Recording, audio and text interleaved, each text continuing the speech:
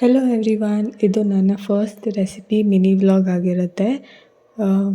ಅಂದರೆ ಇದು healthy dessert ಮನೆಯಲ್ಲೇ ನೀವು ಮಾಡ್ಕೋಬೋದು. ಸ್ವೀಟ್ ಗೆಣಸು ಅಂದರೆ ಸ್ವೀಟ್ ಪೊಟ್ಯಾಟೋಯಿಂದ ಬಳಸಿ. ಫಸ್ಟ್ ನಾನಿಲ್ಲಿ ಸ್ವೀಟ್ ಪೊಟ್ಯಾಟೊ ತೊಗೊಂಡಿದ್ದೀನಿ ಸ್ವಲ್ಪ. ನಾನು ಬೇಯಿಸಿರೋದು ತೊಗೊಂಡಿದ್ದೀನಿ, ನೀವು ಬೇಕಿದ್ದರೆ ಹಸಿದಾದರೂ ತೊಗೋಬೋದು. ಗೆಣಸಿನ ಜೊತೆಗೆ ನಾನು ಗೋಡಂಬಿ ತೊಗೊಂಡಿದ್ದೀನಿ.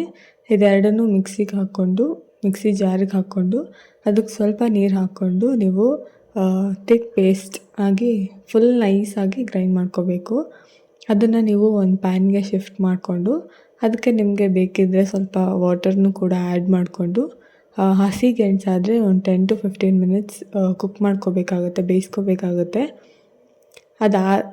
ಅಂದರೆ ನೀವು ಬೇಯಿಸಿರೋದೇ ತೊಗೊಂಡ್ರೆ ಒಂದು ಸ್ವಲ್ಪ ಹೊತ್ತು ಕುಕ್ ಮಾಡಿದ್ರೆ ಸಾಕು. ಆ್ಯಂಡ್ ಅದು ಕುಕ್ ಆದಮೇಲೆ ಒಂದು ಸ್ವಲ್ಪ ಬೆಲ್ಲ ಅದನ್ನು ಹಾಕ್ಕೊಂಡು ಒಂದು 3 ಮಿನಿಟ್ಸ್ ಕುಕ್ ಮಾಡ್ಕೋಬೇಕಾಗುತ್ತೆ. ನೀವು ಟೇಸ್ಟ್ ನೋಡಿ ಆಮೇಲೆ ಹಾಕ್ಕೊಳ್ಳೋದು ಬೆಟರ್, ಜಾಸ್ತಿ ಆದರೆ ನಿಮ್ಗೆ ತಿನ್ನೋದಕ್ಕಾಗಲ್ಲ.